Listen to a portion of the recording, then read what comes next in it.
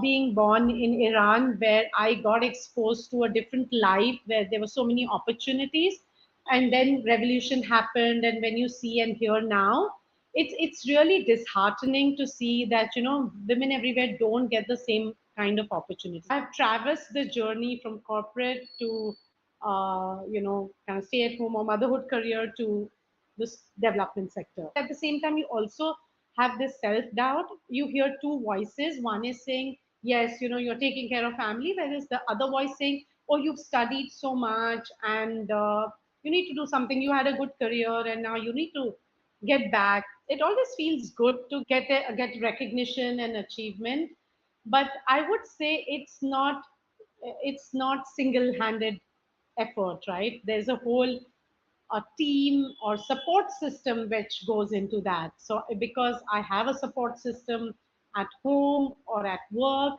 that I have achieved what I have. We also have another interesting program which is like a forward integration of Catalyst for women in careers, so early, mid, and late careers, focusing on managerial effectiveness and leadership. We have senior leader coaches who are empaneled with us, giving these young women guidance. One has to persevere and work hard. There is just no shortcut in life. I strongly believe in that. And that's what I keep telling my Catalyst girls also every time we have induction or a town hall, that the difference between ordinary and extraordinary is that extra, right? Extra effort, extra time, everything. But at the same time, you can get that extra help also if you need. So I don't think you should shy away from that. It's not just in India, it's world over. Wherever I've spoken, whether it's US, UK, India, I mean the challenges are similar. That there is that perception that a woman is a weaker sex, or more emotional, and I feel emotions are equally required at workplace. Sometimes we ourselves undermine ourselves. Second thing is that because it's the system set up in such a way, the opportunities also get limited, and women go through various stages in life where they try to choose between multiple roles, right? But there are women who actually take on and try to do all, and you can have it all. My one dream I didn't pursue was to go to Wimbledon. Before even I knew how to hold a racket, I just to watch Wimbledon and say, oh, I want to play at Wimbledon. A big trek was like one of the most amazing Kashmir trek, and we did a Wow. 14-day, yeah, camping and trekking going up to 14,000 feet, where the whole lake was frozen. There was ice and snowing, and it was the most amazing experience. It was tough, but So it it was a was big fun. group. My favorite quote, which I use at Catalyst, is "It seems impossible until it's done." Nelson Mandela's quote. So when you're doing it, you say, "Oh my God, I won't be able to do it," and then when it's done, it's exhilarating. Today with us, we have Poorvi. Poorvi is the CEO of Katalyst India. Good to have you on this conversation, Poorvi. Hi, Santosh. Thanks for having me on this. I'm really looking forward to it. Could you tell us a bit about Katalyst and your role as a CEO? So, Catalyst India is an award-winning NGO, and it started in 2007. Actually, it was set up by third sector partners, and when they set up as as an executive search for leadership hiring in the social sector, they wanted to channelize their surplus into something meaningful focused on women's education. There were a lot of people working at the school level, primary school, as well as vocational skilling. But nobody was focusing a lot on the higher education, especially professional education. And as you know, there are not enough women in leadership roles. And even an undergraduate degree doesn't really prepare them for the outside world with the requisite skills and exposure. And hence, Catalyst was born in 2007 with the aim of preparing young women in STEM, especially engineering, for leadership role. And for me, it's just happened by chance, I would say. I've been in the social sector for 20 years. So before Catalyst, I was with the Akanksha Foundation, which was my first stint in social sector. And once I entered there, there was no looking back, and I felt I grew personally and professionally. And then Catalyst happened, and it was just by chance that I felt that it was my calling, and I could connect the dots because I'm one of four sisters, where each of us got an opportunity to pursue our own interests and careers. And so each of us are from different fields. I have two boys, and I felt that education is so important. There is no two ways about it, right? So I wanted to give that opportunity to my children also. And I realized that not everybody has that kind of opportunity and exposure. And when I say education, it's not academics or degree, it's the overall education, the holistic education. And that's what I saw happening at Akanksha and at Catalyst, even more so with the focus on professional education. And being born in Iran, where I got exposed to a different life, where there were so many opportunities, and then revolution happened, and when you see and hear now, it's really disheartening to see that women everywhere don't get the same kind of opportunities. It's wonderful. 17 years since Catalyst was born. So can you tell me a bit more about how have you seen the landscape changing? We started with 10 students in 2007. Started with Mumbai, Pune, Bangalore. I joined in 2015 January, and since then, today we have 6 cities across the country. We have impacted 2,800 plus girls, and in the process of taking another set of 700 girls across 6 locations. So that's changed. We have 1,000 plus mentors. So every Catalyst girl gets uh, paired with a mentor. So she gets not only 600 hours of curriculum over 4 years of her undergraduate program. So it's like a parallel academy. So while she goes through her engineering program, she also goes through Catalyst program. And it's a stringent process of selection. So she gets training, she gets mentoring, she gets exposure, and she gets lots of opportunities. We have like 55 plus colleges as our partners. We have 50, 60 corporates who are our partners. So we have grown significantly. Currently, we are going through a major digital transformation as well.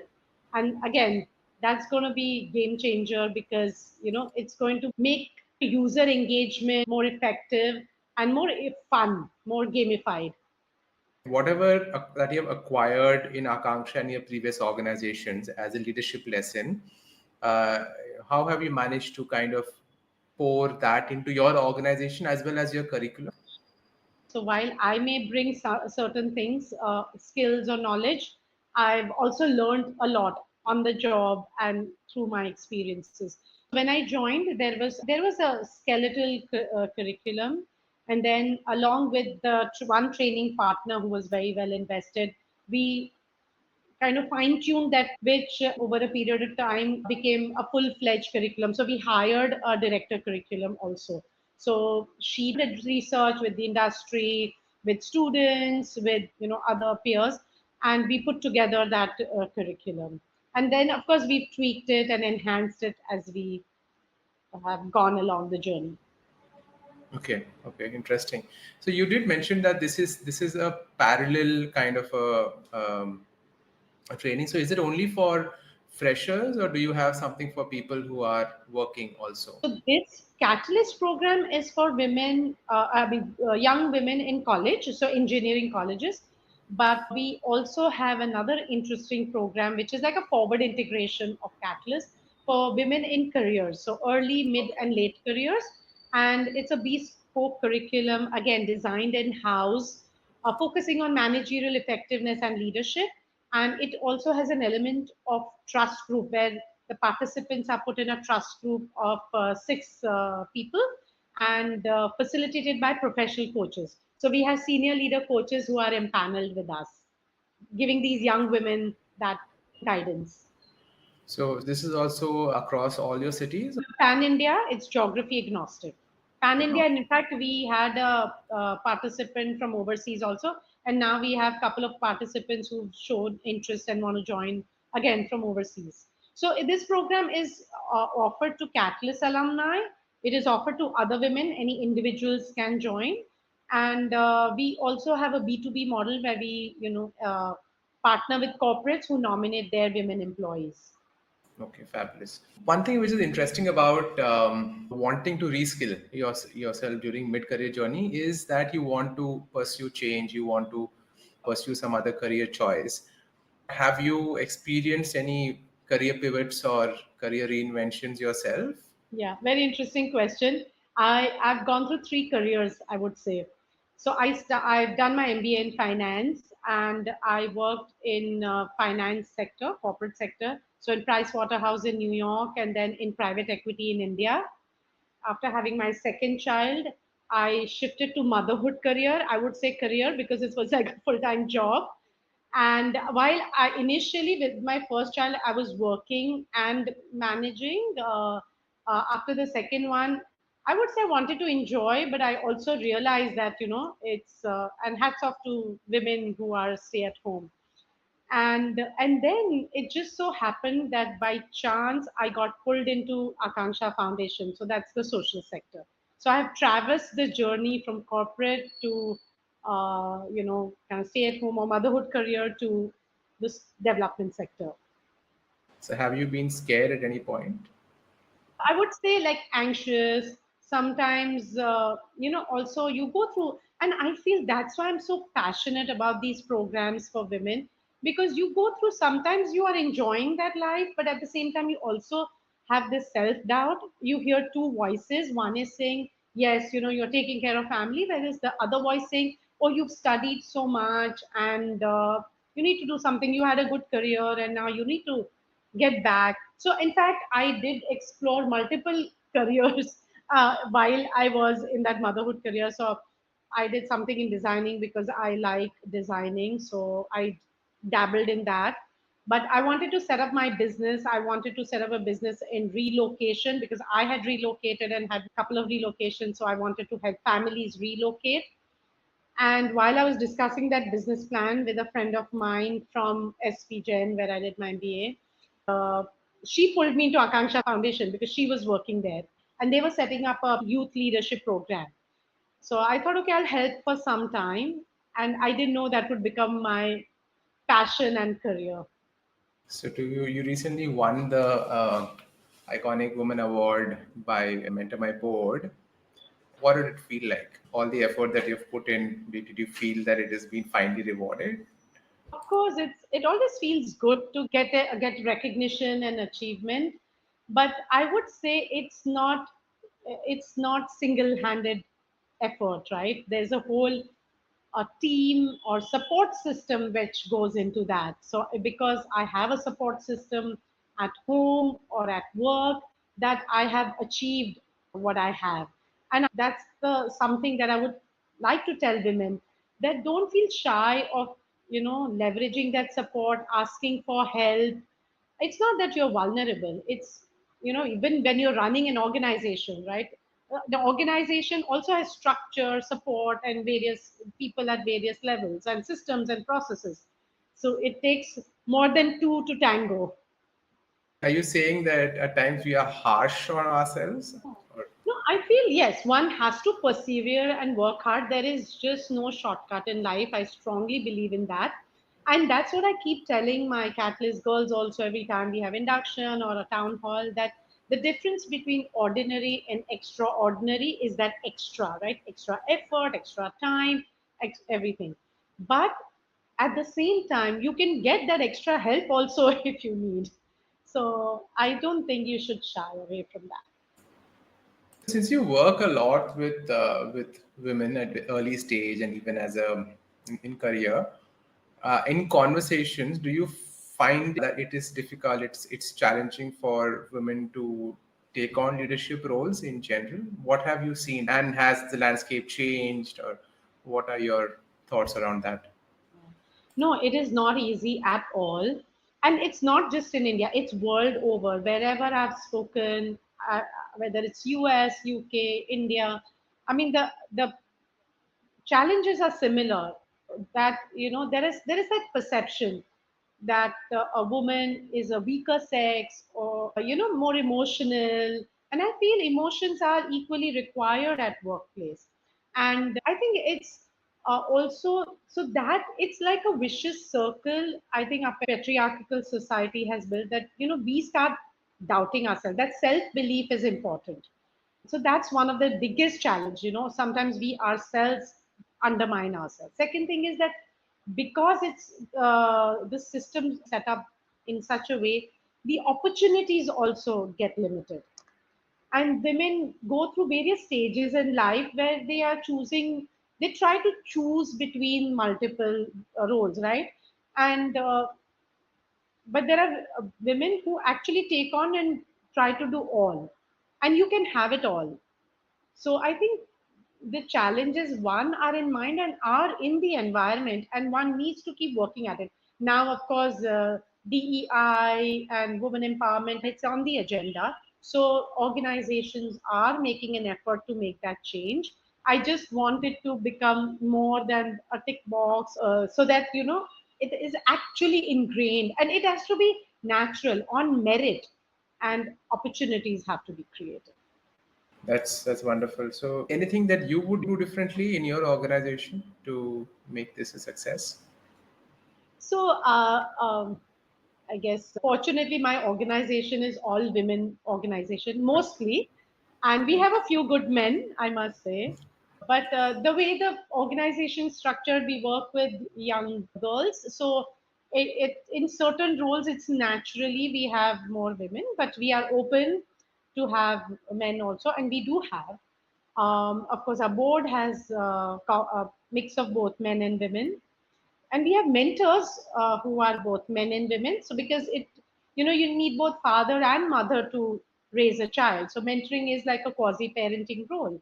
So we have both. So we have been very open and welcoming, and we have people from all across the country, from different faiths, from different backgrounds, and that's what makes it more exciting. Wonderful. Superb. In terms of your journey with Catalyst, now that you've spent so many years, I'm sure there have been some impact stories that have really stuck with you, maybe early, maybe as recent as yesterday. Would you want to share something there? Sure. I mean, there are many, many. And I'll just highlight one, which is also has become our corporate video through her lens. So Monali became an IRS officer. She graduated from engineering and then went on to work in a PSU. And then she was appearing for the UPSC exams. She cleared after a couple of attempts, and she got the IRS position, and now she's IAAS. So she joined CAG of India, and she also got to go to US, to World Bank and UN as part of the team. And I mean, it's an amazing journey.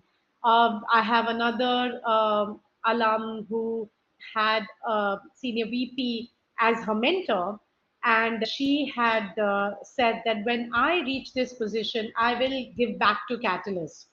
She also did her master's after engineering. She went to IIM Kohikode. She started with Goldman Sachs, and then she was in various investment banks. And currently, she's with Credit Suisse. And she actually came with her husband to our office to give us Wow. a donation, and it was so touching. And we have so many such stories where girls, I still call them girls, but young women who are pursuing their higher education in India and overseas, working in India and overseas. I have one story where she got her H1 visa through her company and went to US alone because her husband could not get a visa, and she stayed there, and through pandemic she stayed alone. I mean, her husband managed to get tourist visa and visited, and then she also had a baby through pandemic all alone with only colleagues to help her. It's very empowering to hear these stories. So I always say that our girls are not only economically empowered, they are socially empowered because they make choices about their personal and professional lives, including relocating when they have better opportunities. Wow, it's heartwarming, especially the one who managed to kind of, survive through COVID on by herself. I think it's phenomenal. Do you kind of build communities as well as these girls pass out? Do you have some sort of group that they leverage? How do you build that connect and keep that network going and active? Sure. So our vision is to empower women for equality in opportunity and leadership. And that doesn't end when our girls graduate. So we want to trace their journey and we want to have these impact stories. So we have alumni engagement as part of our program. And of course, it started organically and now there's a focus on that as well.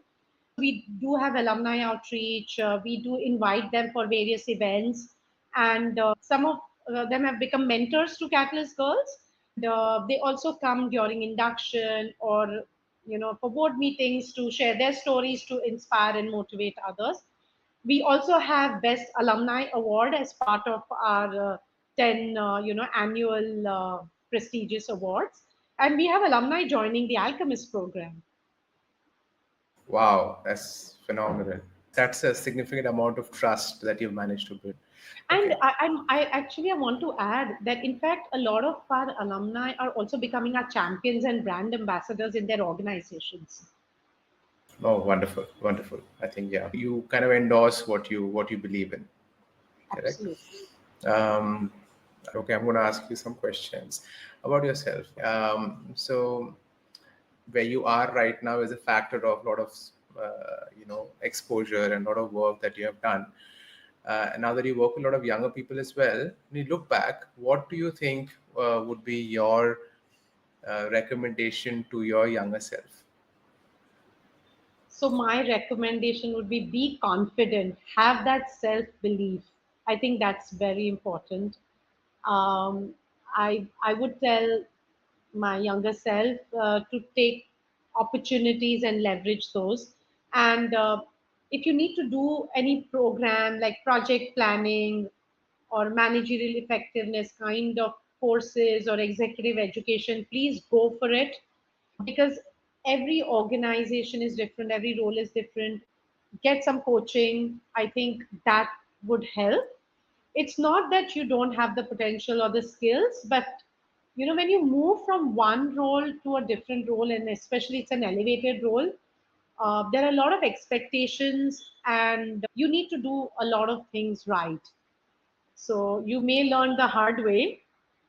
So I just don't want my younger self to learn the hard way. Yeah, use the resources. That is the key, right? Use the available resources always at Absolutely. all point in time.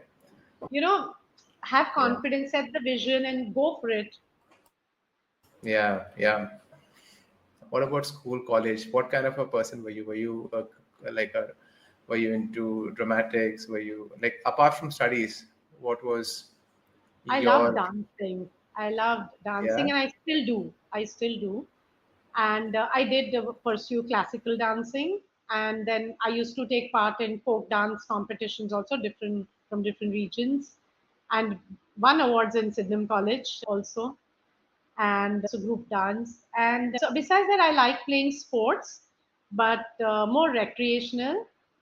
My one dream I didn't pursue was to go to Wimbledon. Before even I knew how to hold a racket, I just to watch Wimbledon and say, "Oh, I want to go, I want to play at Wimbledon, of course." But I love playing sports just for recreation. Wonderful. So at least what I hear is that you've managed to hold back a little younger Purvi with you throughout your career journey. You haven't let that slip. I play badminton. Dancing, of course, is again more social. I love going, traveling and so do that. Trekking. My husband loves trekking. My boys love trekking. So we do those kind of trips as well. We have friends, yeah, who love that. Wonderful. Where did you trek last? So we went to Rishikesh in March, but our big trek was like one of the most amazing Kashmir trek, and we did a Wow. 14-day, yeah, camping and trekking going up to 14,000 feet, where the whole lake was frozen. There was ice and snowing, and it was the most amazing experience. It was tough, but So it it was a was big fun. group. It was a Yes, we big were group, 14 people. Yeah, 14 yes, people. we were 14 At people. any point, did you feel like giving up? Not really, because I mean, there were some tough parts, but a lot of it was, going through it was gradual mainly, but yeah, because sometimes we had to cross the flowing, river or streams, or we had to, walk through icy area. So that was a bit scary, but we had the gears, we had guides and people who've done it before. So, and then we've done treks in Ladakh and we've done treks in Mussoorie and different places. And in, of course, Maharashtra, we used to go for monsoon treks very often earlier. Of course, of course. Yeah, okay. So you're a pro. There was no fear. I I mean, thought I there was have fear I thought actually. Actually, I say I'm like, I am a little pattu, but yeah, if I have support, I can go along. and once you overcome it, it's done, right? So I You think feel there so is, good. So my favorite quote again, which I use at Catalyst, is "It seems impossible until it's done." Nelson Mandela's quote. So when you're doing it, you say, "Oh my God, I won't be able to do it," and then when it's done, it's exhilarating. that's such a wonderful note to kind of summarize everything. It's so nice to hear a young girl who's Indian but raised in Iran, and you've seen how Iran is change. You have been raised with three other beautiful sisters of yours together. Wonderful journey, your leadership journey, your trekking journey, everything was fabulous. I think this conversation couldn't have been better. Loved it. So, wishing you all the very best. Thank you so much. So, thank you so much for being part of this, Purvi. Really appreciate it. Thank you, Santosh. It was lovely chatting with you. It just made me nostalgic as well. So, good. Thank you so much. See you then. Bye. See you. Bye bye.